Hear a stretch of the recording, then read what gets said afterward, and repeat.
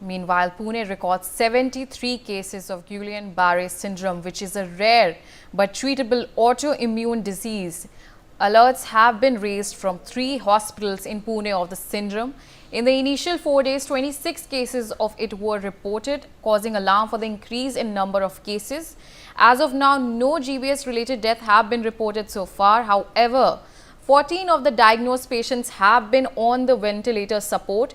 Maharashtra health authorities have started door-to-door surveys looking for signs of the infection and have been raising awareness about the syndrome.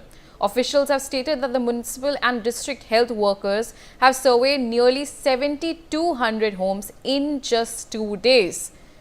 We have with us my colleague Daryl Miranda joining us on the telecast. Daryl, how many cases have been reported so far, and what exactly is this GBS all about, that you could share our viewers about what exactly is this rare neurological condition about? Pune has reported 6 suspected cases of Guillain-Barré Syndrome, and the tally has now gone up to 73.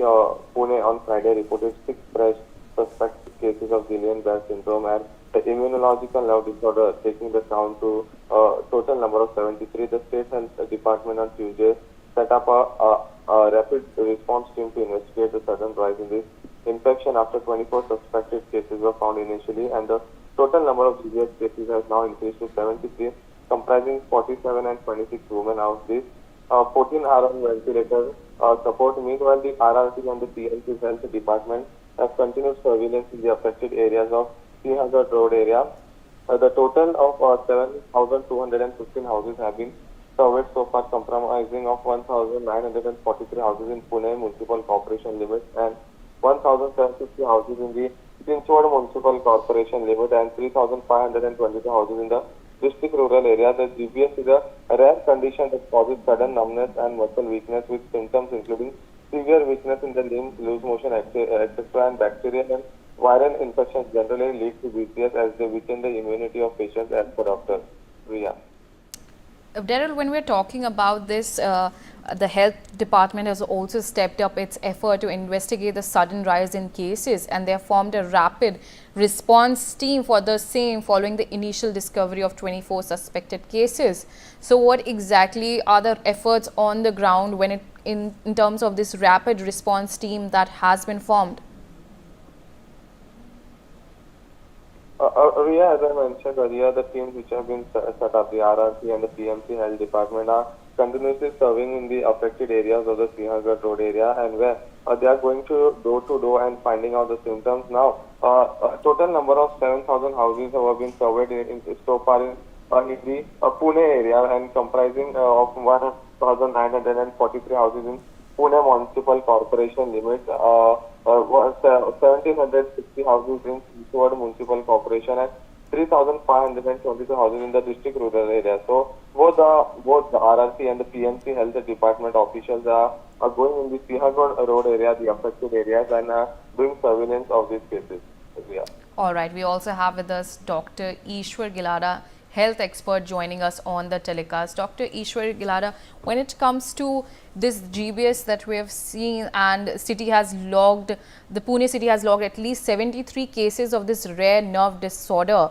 If you could help in understanding our viewers, what exactly is this syndrome all about, how they can prevent it, and what exactly are the signs of this syndrome?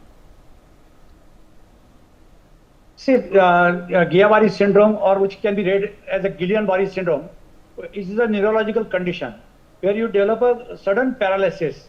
A paralysis means you cannot move both the limbs, lower limb as well as upper limb, and this is the brain involvement.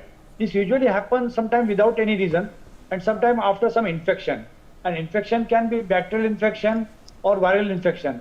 In this case, they did not find any bacteria like E. coli, which is very common, but there is some infection, and it is only, we call such thing as a cluster, that there is happening in a particular locality, and that particular locality is affected where young people, particularly even children, are getting affected, and therefore we need to look at the water supply, because they are all having a common symptom which starts with diarrhea, which is called loose motion. So it must be something which is causing diarrhea, and thereafter they are getting GB syndrome. And with GB syndrome, sometimes it is reversible, but many times it may not be reversible. So they become a permanent paralytic, and that becomes a complete liability on the individual, family, state, and the kind of social machinery. So we need to identify.